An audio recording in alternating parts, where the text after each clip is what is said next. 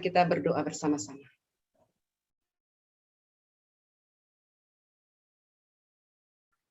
Bapak di surga, kami bersyukur berterima kasih atas kasih setia Tuhan yang tiada habis-habisnya dan selalu baru setiap hari. Kami juga berterima kasih minggu-minggu ini kami boleh mendapatkan kesempatan untuk merenungkan perkataan Kristus di atas kayu salib. Pada malam hari ini kami akan masuk kepada perkataan yang keempat. Perkataan yang tidak mudah untuk kami pahami. Bawalah kami masuk ke dalam isi hatimu yang paling dalam ya Tuhan, agar kami dapat memahami perkataan yang keempat ini.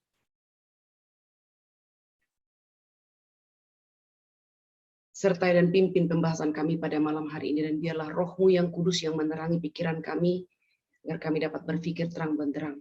Roh Kudus yang menjelikkan mata rohani kami, agar kami dapat melihat keagungan dan kemuliaan Tuhan melalui firman yang akan kami renungkan bersama. Roh Kudus membuka telinga kami agar kami dapat mendengar dengan jelas firman yang akan kami pelajari. Dan kiranya Roh Kudus melembutkan hati kami, agar kebenaran yang ditaburkan boleh jatuh, bertumbuh, berakar kuat ke bawah, bertumbuh menghasilkan buah berlimpah ke atas, buah-buah yang mempermuliakan Allah. Kiranya Kristus ditinggikan, dipermuliakan di dalam pembelajaran kami dari awal hingga akhir. Dengarlah doa kami. Dalam nama Tuhan kami, Yesus Kristus, Tuhan dan Juru Selamat kami yang hidup, kami berdoa dan bersyukur. Amin. Nah, malam hari ini kita akan masuk ke dalam perkataan yang keempat. Allahku, Allahku, mengapa engkau meninggalkan aku? Mari kita membuka bersama-sama Matius pasal 27 ayat 45 sampai ayat yang ke-50. Sampai ayat yang ke-50.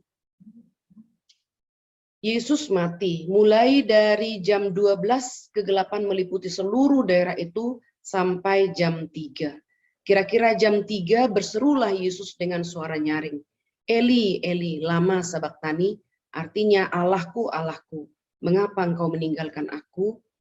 Mendengar itu beberapa orang berdiri di situ berkata, ia memanggil Elia.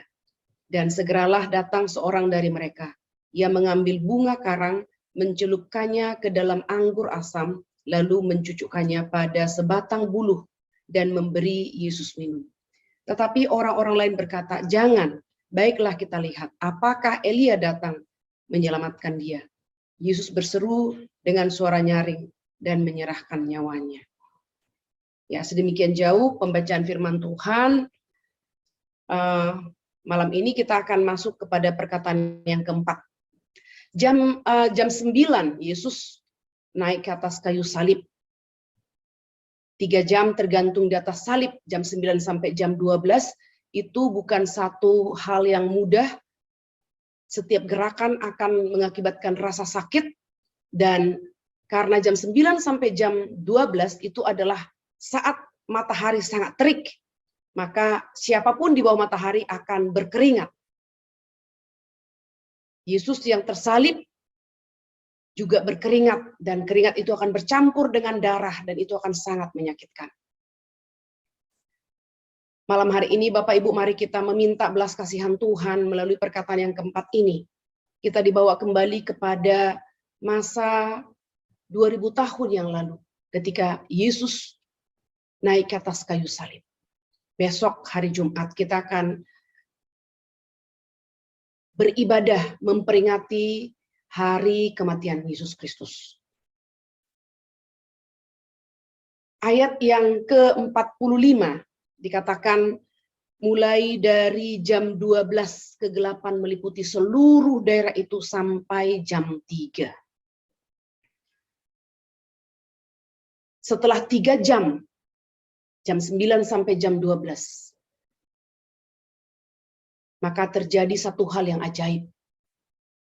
Satu tanda yang besar yang dinyatakan dari langit. Satu kegelapan yang besar menudungi Golgota. Itu bukan waktu yang singkat. Sekitar 3 jam, mulai jam 12 sampai jam 15. Jam 3 sore. Orang-orang di bawah salib pun telah lelah mencaci maki. Satu demi satu mereka kembali ke rumah masing-masing. Karena mereka datang ke sana untuk melihat apa yang akan terjadi. Tetapi dalam 3 jam pertama, mereka tidak melihat apa-apa. Lebih-lebih pada waktu itu, kegelapan menudungi tempat itu. Lalu mereka berpikir tidak ada lagi gunanya berada di sana. Maka mereka satu demi satu meninggalkan bukit Golgota. Kini terjadi kesepian dan sunyi yang luar biasa di Golgota. Tidak ada suara. Orang-orang sudah meninggalkan salib. Di tengah-tengah kegelapan, tidak ada suara yang mengutuki. Itu adalah satu kesepian dan sunyi yang luar biasa. Dan tidak pernah terjadi seperti itu. Di dalam Matius pasal 2 ayat yang kedua, menjelaskan kepada kita ketika Yesus lahir, ada terang yang luar biasa yang menandainya. Para Majus berkata, kami telah melihat terangnya yang bersinar dengan bintang yang bersinar dengan terang. Para malaikat turun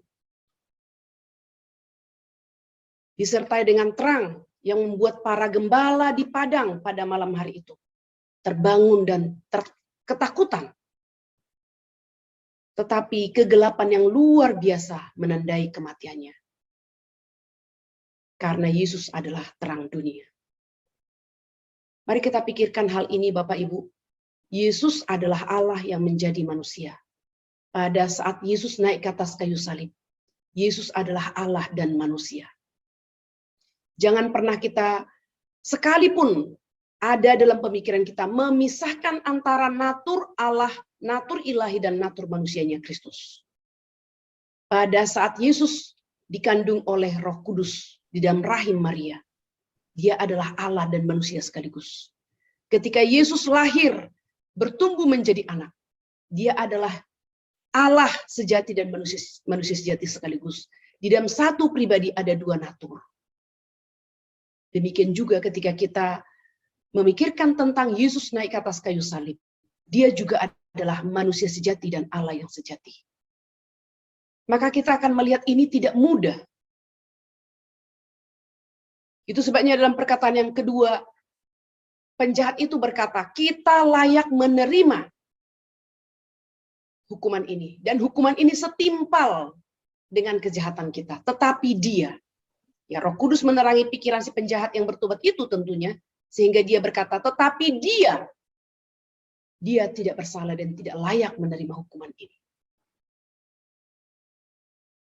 Hanya anugerah Tuhan jikalau kita bisa melihat sungguh-sungguh bahwa Yesus adalah Allah yang sejati, manusia sejati. Dan kita bersyukur melalui Alkitab yang tertulis, firman Tuhan yang tertulis. Kita boleh menemukan Allah yang menjadi manusia, Yesus Kristus, ketika dia menjadi manusia, dia adalah satu-satunya manusia yang tidak berdosa. Sekarang mari kita pikirkan, manusia yang tidak berdosa menerima hukuman manusia berdosa, naik ke atas kayu salib. Kita sudah mempelajari perkataan pertama, yang keluar dari mulut Allah, anak Allah, naik ke atas kayu salib adalah doa pengampunan. Perkataan yang kedua menyatakan kuasanya sebagai Allah membawa penjahat itu masuk ke dalam Firdaus. Perkataan yang ketiga, sebagai manusia sejati, dia menyatakan kemurahan Allah kepada Maria, ibu Yesus ketika dia berinkarnasi. Pada perkataan yang keempat ini kita akan melihat satu puncak pencarian daripada Yesus terhadap manusia berdosa. Apa arti kegelapan yang terjadi dalam 3 jam, kurang lebih 3 jam? Dari jam 12 sampai jam 3. Yang pertama, saat itu pergumulan Kristus melawan kuasa kegelapan yang sedang berlangsung saat itu. Peperangan kuasa terang dengan kuasa gelap telah dimulai sejak di Taman Eden. Ketika Adam mengambil buah di tengah taman, manusia jatuh ke dalam dosa. Dan Allah membuat satu janji keselamatan bagi manusia, bagi Adam dan keturunannya, melalui keturunan seorang perempuan. Kejadian 3 ayat yang ke-15. Keturunan perempuan akan meremukkan kepala keturunan si ular. Keturunan si ular akan meremukkan tumit daripada keturunan si perempuan. Dan keturunan perempuan itu mulai dipersiapkan penggenapannya dengan memanggil Abraham. Lalu keturunan Raja Daud. Dan ketika waktunya penggenapan itu, ketika waktunya tiba, maka janji itu digenapi. Yesus lahir dari rahim Maria sebagai manusia sejati. Yang kedua, kita melihat kegelapan itu berarti ketiadaan penghiburan sorga bagi dia. Tidak ada penghiburan bagi Kristus di atas salib. Bapak Ibu, kita sebagai orang percaya, ketika ada kedukaan, teman kita, saudara kita, atau orang yang kita kenal, maka sebagai orang Kristen kita akan mengatakan kiranya Allah memberikan penghiburan yang sejati kepada keluarga yang berduka. Memberikan kekuatan dalam masa berkabung. Bapak Ibu, Yesus yang naik ke atas kayu salib, tidak ada penghiburan dari Allah. Selama 3 jam bergumul dengan kuasa kegelapan, menerima murka Allah atas dosa manusia. Setelah penciptaan sampai saat ini, belum pernah terjadi hal seperti ini, menunjukkan keadaan yang sedemikian kelam dan mengerikan. Sangat menakutkan. Ketika kita ada di dalam pergumulan, bahkan kalau kita menggambarkan dalam bayang-bayang maut, penghiburan kita adalah firman. Penghiburan kita adalah Roh Kudus yang menghibur kita. Tapi saat Yesus di atas kayu salib, masa kegelapan 3 jam itu, Yesus tidak menerima penghiburan kekuatan daripada Allah, dari para malaikat, dari siapapun. Yesus tidak mendapatkan penghiburan.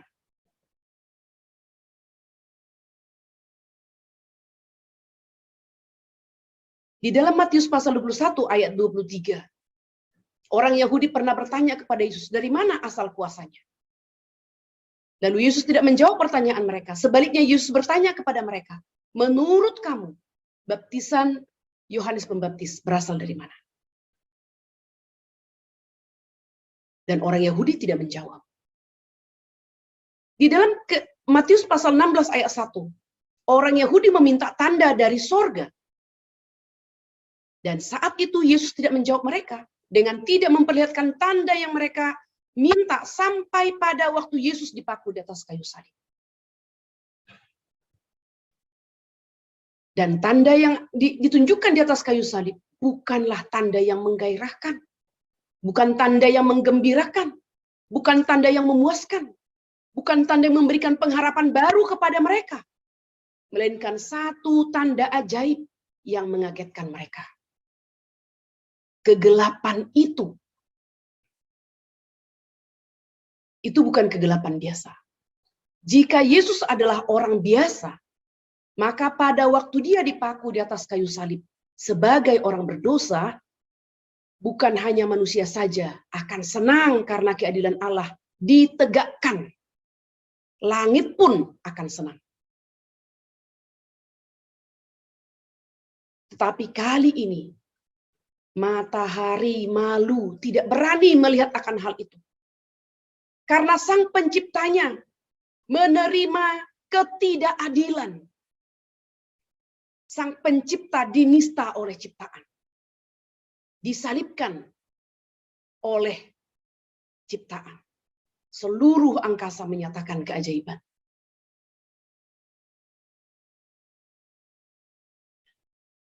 Alam semesta yang diciptakan oleh Allah mendadak memberikan satu pernyataan bahwa mereka tidak setuju akan hal yang amat tidak berperi kemanusiaan yang terjadi di tanah yang menjadi pusat agama pada waktu itu. Kegelapan yang terjadi itu bukanlah kegelapan biasa. Bukan awan tebal, bukan gerhana matahari yang berlangsung selama 3 jam. Karena kalau kita belajar tentang gerhana matahari, tidak akan pernah terjadi gerhana matahari selama 3 jam. Jadi sungguh kegelapan itu adalah kegelapan yang bersifat supernatural. Karena terjadi sampai anak Allah menghembuskan nafas terakhir. Bapak, Ibu, dan saudara yang kasih dalam Tuhan Yesus, kegelapan itu bukan fenomena alamiah, tetapi suatu intervensi ilahi yang berhubungan dengan hukuman terhadap dosa.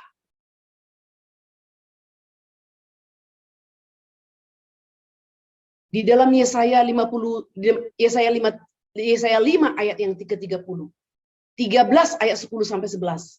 Dan Yoel pasal 3 14 sampai 15 telah dinubuatkan akan terjadi kegelapan. Bulan, bintang, matahari tidak akan bersinar. Dan hari itu, hari di mana Yesus disalibkan, nubuatan itu digenapi. Bulan, bintang, dan matahari tidak akan bersinar. Sungguh-sungguh terjadi kegelapan selama 3 tahun, selama 3 jam. Tidak ada terang sama sekali. Bukankah itu sesuatu yang sangat menakutkan? Dan anak Allah di atas kayu salib sedang memerangi kuasa kegelapan.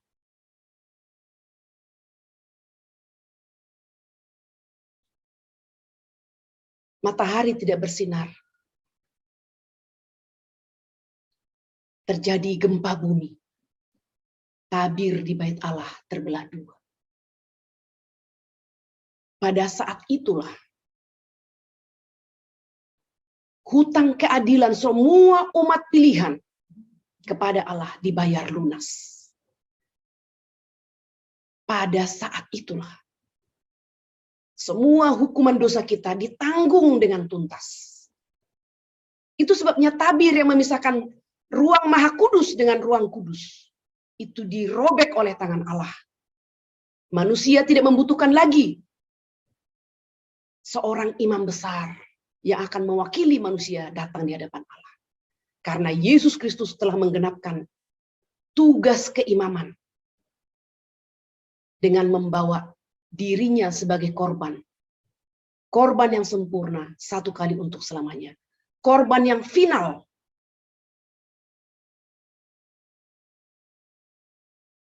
Maka sejak itu, tidak ada lagi imam besar yang masuk ke dalam ruang Maha Kudus. Karena ruang Maha Kudus itu sudah tabir yang telah memisahkan ruang Maha Kudus dengan ruang kudus.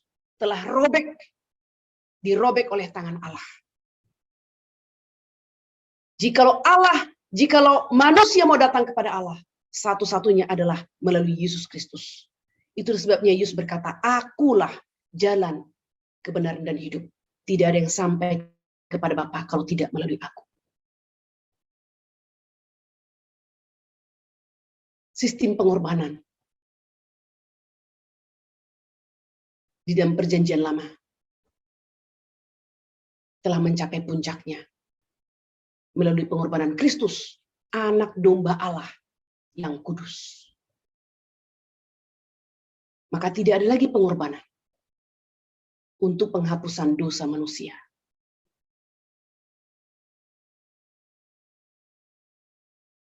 Pada perkataan yang keempat inilah penebusan itu dituntaskan. Bukan pada perkataan yang kelima, aku haus. Bukan perkataan pada keenam, tetelestai, genaplah sudah.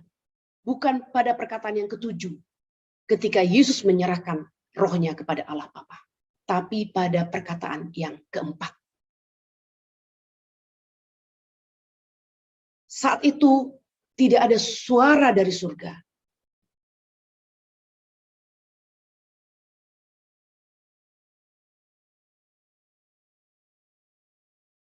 Kira-kira jam 3 sore Yesus mengucapkan perkataan yang keempat. Dan Yesus mati antara jam 3 sampai jam 4.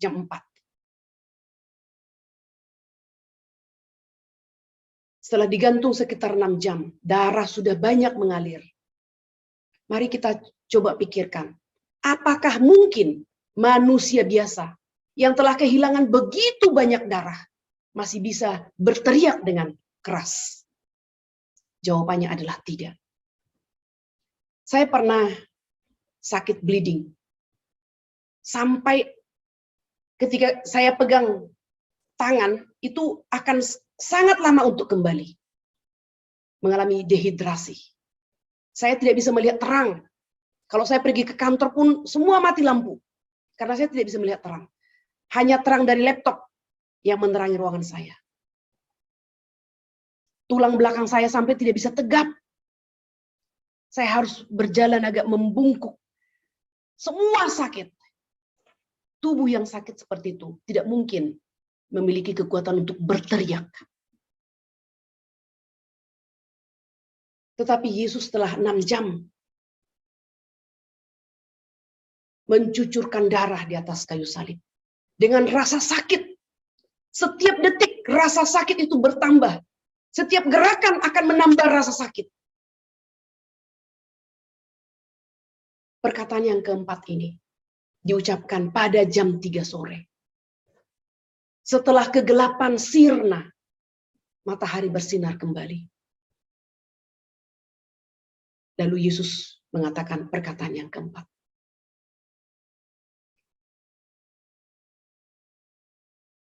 Daud juga pernah berdoa dengan suara nyaring. Tetapi Daud tidak dalam kondisi sama seperti Yesus. Pada saat Yesus mengucapkan perkataan yang keempat.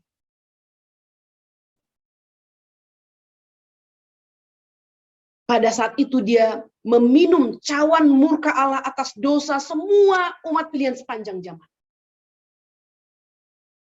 Maka Allah Bapa meninggalkan Yesus dalam penderitaannya. Penderitaan yang dialami oleh Yesus di atas kayu salib, kita tidak akan pernah bisa pahami. Karena kita manusia berdosa. Kalau Allah meninggalkan kita itu sudah seharusnya. Karena kita adalah manusia berdosa. Tetapi Yesus manusia yang tidak berdosa. Dan dia ditinggalkan oleh Allah Bapa. Itu ada satu penderitaan. Penderitaan yang tidak dapat kita pahami. Karena kita adalah manusia berdosa. Pada ayat yang ke-46, dikatakan kira-kira jam 3 berserulah Yesus dengan nyaring. Eli, Eli lama sabachthani. Artinya, Allahku, Allahku, mengapa engkau meninggalkan aku?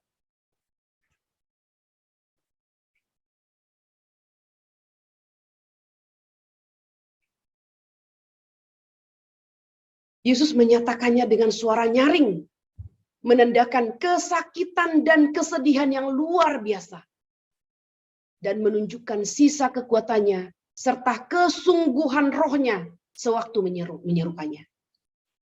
Allahku, Allahku, mengapa engkau meninggalkan aku?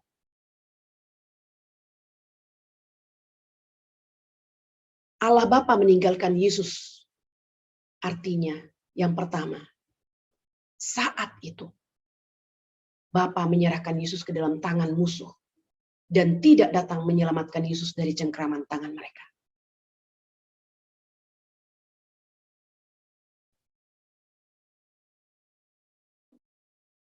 Yesus tidak takut mati. Karena sebelumnya Yesus sudah mengatakan bahwa dia datang untuk mati.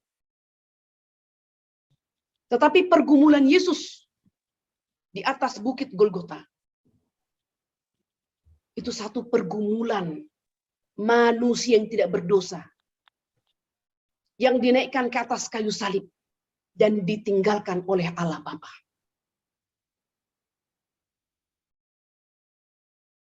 Yang kedua, Bapa menarik rasa tenang dan penghiburan dari Kristus. Menarik rasa tenang dan penghiburan. Allah meninggalkan Yesus. Mari kita pikirkan, Allah meninggalkan Yesus, ini tidak sama dengan ketika Allah meninggalkan Saul. Ketika Allah meninggalkan Saul, memang Saul tidak taat kepada Allah. Dia berdosa, maka Allah meninggalkan dia. Dia kehilangan rasa tenang dan jiwanya terganggu sampai Daud harus memainkan alat musik untuk menenangkan jiwanya. Tetapi ketika Allah meninggalkan Yesus,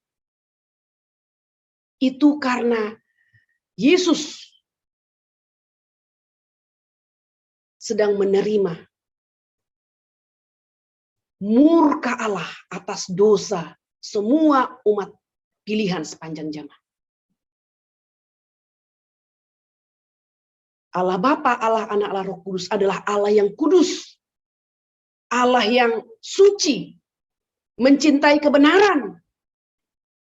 Dan ketika dosa itu ditimpakan kepada Yesus Kristus, Allah Bapa memelingkan wajahnya. Dalam hal ini sekali lagi Bapak Ibu, mari kita memikirkan Yesus yang naik ke atas kayu salib adalah Allah sejati, manusia sejati. Pada saat Yesus berteriak, Allahku, Allahku, mengapa engkau meninggalkan aku? Yesus memiliki tubuh manusia. Terbukti tangannya bisa dipaku, kakinya bisa dipaku, lambungnya bisa ditombak. Sebagai manusia sejati, dia tidak berdosa. Sekarang dijadikan dosa. Maka Yesus berteriak, Allahku, Allahku, mengapa engkau meninggalkan aku?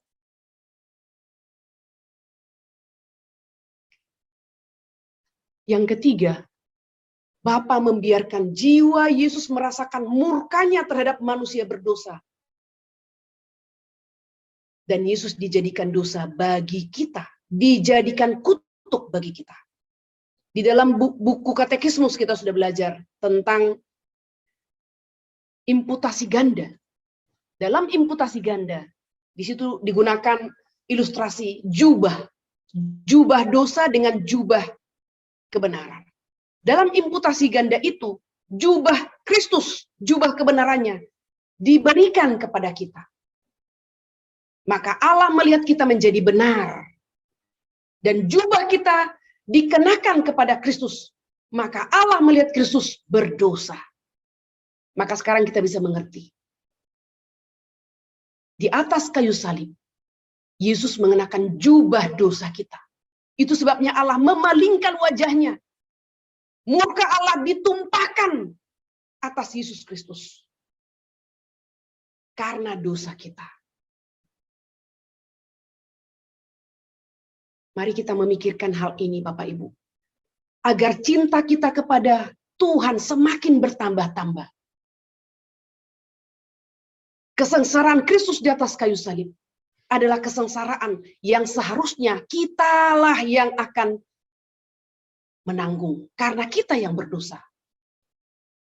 Tetapi Allah tahu kita tidak akan sanggup menanggung hukuman itu. Maka Allah Bapa mengutus Yesus Kristus datang ke dalam dunia. Menjadi manusia sama seperti kita. Agar bisa dipaku di atas kayu salib. Agar bisa lambungnya ditombak.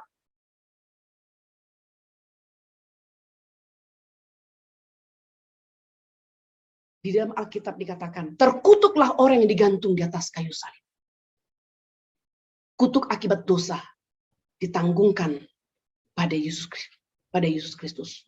Murka Allah atas dosa ditanggungkan kepada Yesus Kristus di atas kayu salib. Pada waktu Yesus diadili oleh Pilatus, 3 kali Pilatus berkata, aku tidak menemukan kesalahannya. Aku tidak menemukan kesalahannya. Aku tidak menemukan kesalahannya. Tetapi para imam-imam kepala Dan orang banyak yang disebutkan masa yang telah mereka ajak untuk mendemo. Mereka berteriak, salibkan dia, salibkan dia. Dengan kekerasan hati mereka, dengan kejahatan mereka, mereka mengacungkan tangan, menaikkan anak Allah naik ke atas kayu salib. Yesus datang ke dalam dunia, akan mati dan naik ke atas kayu salib. Itu sudah dinubuatkan. Tetapi firman Tuhan berkata, cilakalah tangan yang teracung menaikkan anak Allah naik ke atas kayu salib. Kita tidak tahu akan seperti apa Yesus naik ke atas kayu salib. Sekiranya Yudas Iskariot tidak menjual dia. Sekiranya guru-guru agama Yahudi, orang-orang Farisi tidak memfitnah dia, telah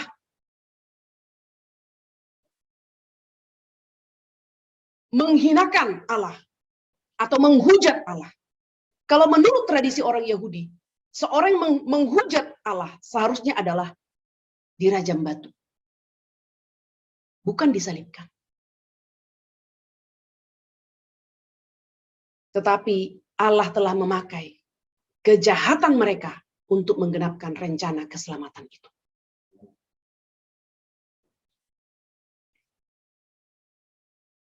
Saat Yesus lahir, malaikat-malaikat menampakkan diri. Saat Yesus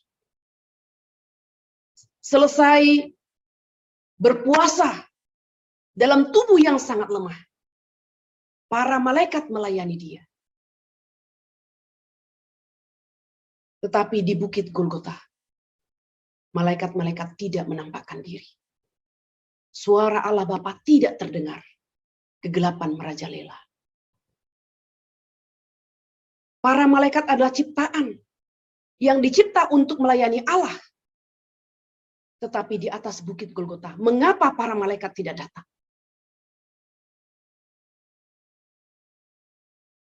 Karena Allah berkehendak hendak meremukkan Yesus Kristus di atas kayu salib. Telah dinubuatkan oleh Yesaya 700 tahun sebelum Yesus naik ke atas kayu salib. Perkataan Yesus, Allahku, Allahku, mengapa engkau meninggalkan aku? Telah dituliskan oleh Raja Daud 1000 tahun sebelum Yesus naik ke atas kayu salib. Hari itu, apa yang telah dinubuatkan oleh Yesaya 700 tahun sebelumnya digenapi. Apa yang telah dituliskan oleh Daud 1000 tahun sebelumnya digenapi. Allah Bapa meninggalkan Allah Anak.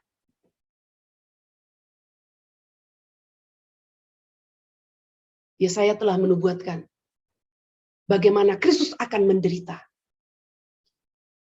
Dinistakan.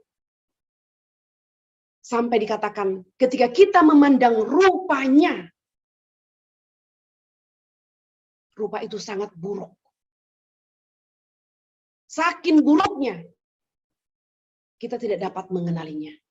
Dan itu yang terjadi pada saat Yesus disesah, dicambuk, mahkota duri ditancapkan di atas kepalanya, semua darah bercucuran. Tidak ada satu bagian tubuh yang tidak terluka. Dia tanggung semua sengsara itu dengan mulut yang tertutup.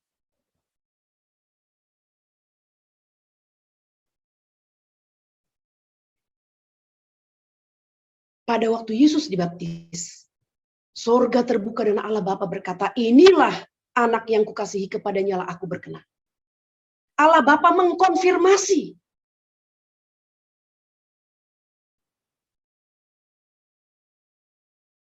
Ketika Yesus bertemu Musa dengan Elia, juga Allah mengatakan kepada murid-murid yang hendak membangun tenda di sana, inilah anak yang kukasihi, dengarkanlah dia. Tetapi di atas kayu salib, Allah tidak berbicara.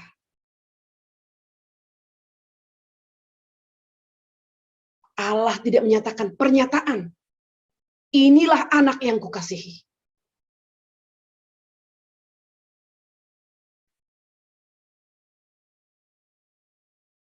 Perkataan yang keempat, Allahku, Allahku, mengapa engkau meninggalkan aku?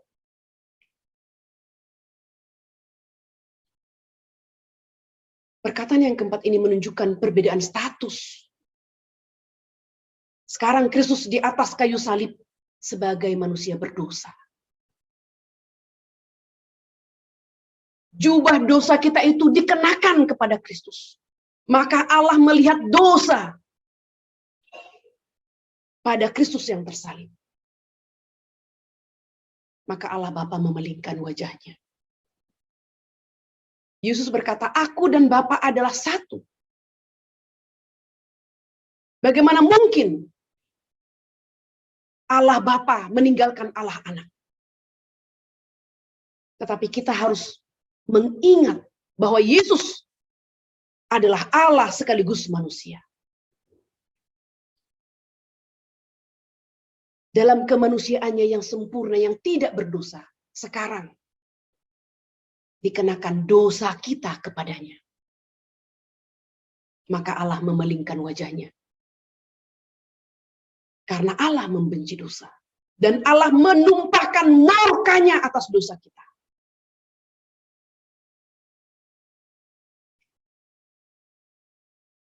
Yesus naik ke atas kayu salib sebagai manusia berdosa, menggantikan Anda dan saya. Mari kita membuka bersama-sama 2 Korintus pasal yang ke-5.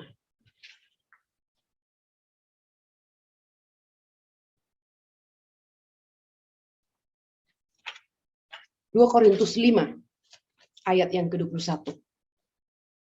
Dia yang tidak mengenal dosa telah dibuatnya menjadi dosa karena kita, supaya dalam Dia kita dibenarkan oleh Allah. Dia yang tidak mengenal dosa telah dibuatnya menjadi dosa karena kita, supaya dalam Dia kita dibenarkan oleh Allah. 1 Petrus 3 ayat yang ke-18. 1 Petrus 3 ayat yang ke-18. Sebab juga Kristus telah mati sekali untuk segala dosa kita. Ia yang benar untuk orang-orang yang tidak benar, supaya Ia membawa kita kepada Allah. Ia yang telah dibunuh dalam keadaannya sebagai manusia, tetapi yang telah dibangkitkan menurut roh. Jadi Yesus sebagai manusia, Dia naik ke atas kayu salib, menggantikan hukuman dosa kita.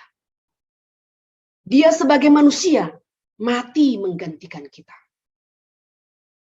Kita tidak bisa memahami Yesus yang adalah Allah, mulai dari lahir. Bagaimana Allah berada di dalam rahim manusia? Ketika Dia lahir menjadi manusia, hidup di tengah-tengah keluarga Yusuf dan Maria, dengan saudara-saudaranya yang lain. Bagaimana Allah berada di dalam satu pribadi, manusia sejati, dan di tengah-tengah manusia berdosa. Kita tidak bisa memahami, mulai dari lahir, bahkan ketika Yesus bertumbuh menjadi anak remaja, Alkitab hanya memberitahukan dalam diri Yesus yang berinkarnasi menjadi manusia. Satu pribadi, 2 natur. Natur Allah, natur manusia. Naik ke atas kayu salib. Alkitab memberitahukan Yesus mati sebagai manusia. Di mana natur ilahinya? Kita tidak bisa memikirkan ini dengan tuntas dengan pikiran kita yang terbatas. Sama seperti ketika Yesus dikandung menjadi anak dalam rahim Maria. Di mana natur ilahinya? Alkitab hanya memberitahukan kepada kita, ketika Yesus melayani 3,5 tahun, ada saat di mana Yesus membuat mujizat, dan dikatakan mujizat yang dilakukannya itu menyatakan keilahiannya. Karena mujizat yang dibuat oleh Tuhan Yesus tidak dapat dilakukan oleh manusia siapapun. Dia melakukan mujizat-mujizat itu dengan otoritas. Dia sebagai Allah mengubah air menjadi anggur. Itu sama seperti natur, menciptakan dari tidak ada menjadi ada. Hanya dengan berkata, Allah Tritunggal, jadilah terang, maka terang jadi. Hendaklah berpisah air dengan daratan, supaya tumbuh-tumbuhan berada di daratan. Hanya dengan berfirman. Demikian dalam setiap pelayanan Yesus, dengan berkata, dosamu telah diampuni. Sembuh, maka sembuh. Dia menyatakan kuasa ilahinya melalui pelayanan dan mujizat-mujizat yang dibuatnya.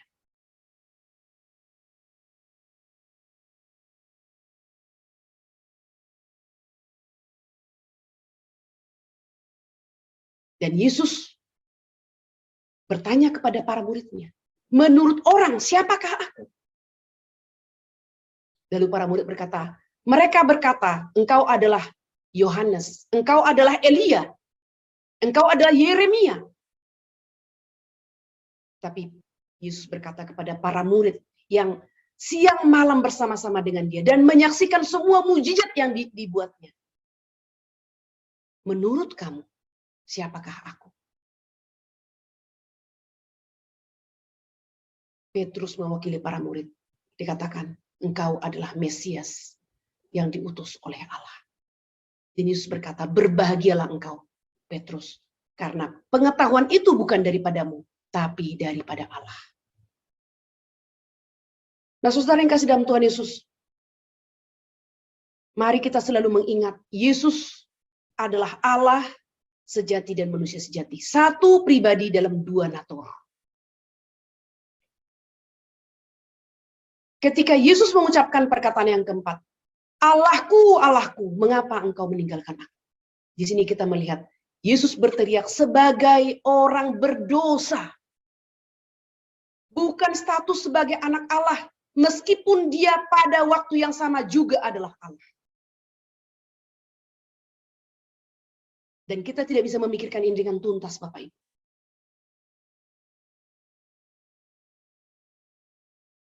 Dan jangan pernah kita mengatakan ketika Yesus di atas kayu salib, itu adalah Yesus, yaitu natur manusianya. Natur ilahinya, yaitu Kristus meninggalkannya. Tidak. Jangan pernah kita memisahkan natur Kristus, natur ilahi dan natur manusianya. Itu akan selalu satu. Natur ilahi dan natur manusianya. Dan kita tidak bisa memahaminya dengan tuntas. Bagaimana dalam satu pribadi ada dua natur. Sekali lagi karena dia adalah Allah sama seperti Allah Tritunggal. Bagaimana kita dapat memahami satu Allah dalam tiga pribadi? Bagi Allah tidak ada yang mustahil. Kalau Allah mau menyatakan satu Allah dalam 4 pribadi, 5 pribadi, lebih banyak lagi pribadi, Allah sanggup. Sama. Ketika Allah berinkarnasi, Allah anak berinkarnasi menjadi manusia, di dalam satu pribadi itu ada natur manusia, ada natur ilahi. Dan Yesus adalah Allah, maka dia sanggup dalam satu pribadi, dua natur. Ketika Yesus berteriak, Allahku, Allahku, mengapa engkau meninggalkan aku? Dalam hal ini, Yesus Kristus tetap memegang satu relasi vertikal yang tidak tergoncangkan. Dalam penderitaannya, Yesus mementingkan relasi vertikal, bukan relasi horizontal. Yesus tidak berteriak, Yudas Iskariot, mengapa engkau menjual aku? Yesus tidak berteriak, Petrus, mengapa engkau menyangkal aku? Murid-muridku, di mana engkau? Mengapa kalian meninggalkan aku? Yesus tidak mementingkan hubungan horizontal, tetapi hubungan vertikal. Allahku, Allahku, mengapa engkau meninggalkan aku? Untuk sesaat, Kristus harus menjauhkan dirinya dari Allah demi mencari kita yang berdosa. Yesus berkata berulang kali di dalam Injil, aku datang untuk mencari yang terhilang. Aku datang untuk mencari manusia berdosa. Aku datang untuk mencari yang sesat. Yesus harus turun ke dalam dunia, dijadikan dosa karena kita. Perjalanan Kristus dari surga mencari orang berdosa telah sampai pada satu titik bahaya dan kesulitan, serta kedalaman yang tidak akan bisa dicapai oleh manusia. Kematian Kristus di atas kayu salib berbeda dengan semua kematian orang kudus dan para martir. Ketika para orang kudus mati, ketika para orang martir mati, mereka disertai oleh Allah. Mereka dikuatkan oleh Allah. Kalau kita menonton film penganiayaan orang Kristen pada zaman Nero, Quo Vadis. Orang-orang Kristen disalibkan, dibakar hidup-hidup, dijadikan lilin menerangi malam. Orang-orang Kristen diadu dengan singa-singa yang lapar, yang berhari-hari tidak diberikan makan. Dalam film itu, Nero mewakili semua dunia yang heran melihat para martir sepanjang zaman. Nero berteriak, mengapa wajah mereka tersenyum? Mengapa mereka bernyanyi? Di situ para martir dikuatkan oleh Tuhan menghadapi ajalnya. Di situ para martir disertai oleh Tuhan menghadapi ajalnya. Tetapi Yesus mati di atas kayu salib. Tidak ada penyertaan, tidak ada penghiburan, tidak ada penopangan.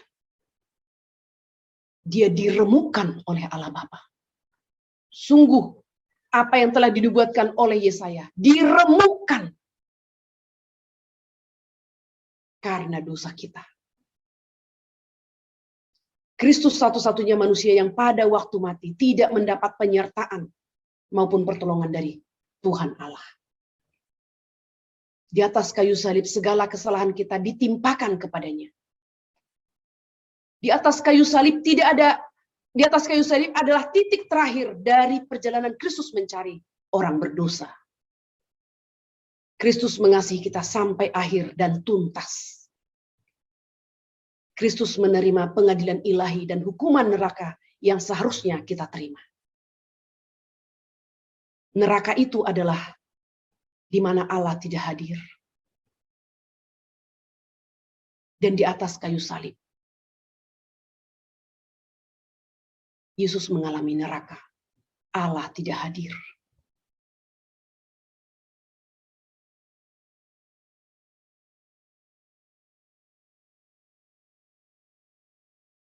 Barang siapa ada di dalam Kristus, tidak ada lagi hukuman neraka. Kalimat keempat ini menunjukkan Allah Bapa meninggalkan Allah Anak, agar kita tidak ditinggalkan Allah untuk selama-lamanya. Amin. Mari kita berdoa bersama-sama. Bapa di surga, kami sungguh bersyukur, berterima kasih untuk kasih-Mu yang sempurna dan yang kekal. Untuk pengorbanan Kristus di atas kayu salib. Yang menerima jubah dosa kami. Sehingga Allah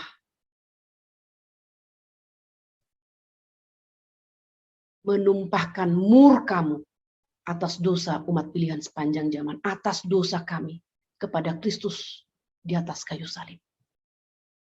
Engkau Bapa meremukkannya karena dosa kami. Supaya kami tidak diremukkan. Dan kami tidak sanggup menerima murka Allah yang besar atas dosa kami. Kami tidak sanggup jikalau Allah meremukkan kami karena dosa kami. Bapa, terima kasih untuk putra-Mu Yesus Kristus yang Kau remukkan bagi kami. Tuhan Yesus, terima kasih karena Engkau rela diremukkan bagi kami. Karena Engkau rela ditinggalkan oleh Allah Bapa, maka kami tidak akan pernah lagi ditinggalkan untuk selama-lamanya. Terima kasih Bapa atas kasih-Mu yang sempurna. Terima kasih Yesus Kristus atas kasih-Mu yang sempurna. Besok kami akan memperingati Jumat Agung. Peristiwa 2000 tahun yang lalu, di mana anak Allah diremukkan di atas kayu salib. Bawalah kami ke dalam perenungan yang sungguh dan kepada pertobatan yang sungguh. Agar kami tidak lagi menikmati dosa karena dosa kami. Maka Kristus diremukkan di atas kayu salib. Berikanlah kekuatan kepada kami ya Tuhan, untuk hidup sebagai orang yang telah dibebaskan dari belenggu dosa. Pakailah kami Tuhan, untuk membawa kabar Injil ini. Kabar kematian Kristus yang mematikan kuasa dosa kepada banyak orang yang masih terhilang dan hidup dalam kegelapan. Pakailah kami Tuhan untuk menginjili anak-anak kami. Baik anak cucu kami di rumah, anak murid sekolah minggu kami, anak murid jikalau kami guru di sekolah formal. Bawalah kami untuk menginjili banyak orang di luar sana yang hidup di dalam kesia-siaan, keputusasaan, dan tiada pengharapan. Hanya di dalam Kristus dan hanya iman kepada Kristus, manusia memperoleh pengharapan. Manusia memperoleh keselamatan dan hidup yang kekal. Terima kasih Bapa di surga. Sekali lagi untuk anugerah Tuhan yang besar melalui peristiwa salib. Di sana Engkau pertontonkan kasih dan keadilan-Mu. Kasih-Mu kepada kami dan keadilan-Mu kepada Kristus yang menanggung hukuman dosa kami. Terpujilah Engkau. Dalam nama Tuhan kami, Yesus Kristus, Tuhan dan Juru Selamat kami yang hidup, kami berdoa dan bersyukur. Amin. Sampai di sini Bapak Ibu, selamat malam, Tuhan memberkati, dan selamat ibadah Jumat Agung besok.